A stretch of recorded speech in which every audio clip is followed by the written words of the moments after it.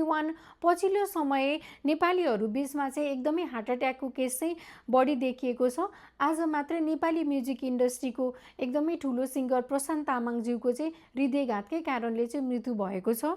उहाँलाई चाहिँ हार्दिक श्रद्धाञ्जली भन्दै म आफू स्वास्थ्य कर्मी भएको नाताले हृदयघात चाहिँ खास गरी जाडो महिनामा बढी देखिन्छ र बढी सुन्नमा आउँछ।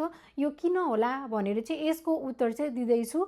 जाडो महिनामा चाहिँ हामीले चाहिँ नियमित रूपमा चाहिँ एक्सर्साइज गर्दैनौँ र खानपिनमा पनि ध्यान दिँदैनौँ, जसले गर्दा हाम्रो शरीरले चाहिँ एक्स्ट्रा वेट गेन गर्छ र हाम्रो मुटुले चाहिँ त्यो वेटलाई चाहिँ एक्स्ट्रा अक्सिजन र एक्स्ट्रा ब्लड चाहिँ दिनुपर्ने हुन्छ र त्यो गर्दाखेरि चाहिँ हाम्रो मुटुले चाहिँ एकदमै बढी काम गर्नुपर्ने हुन्छ र यो कारणले गर्दाखेरि चाहिँ हार्ट एट्याकको जोखिम चाहिँ अझै बढ्छ।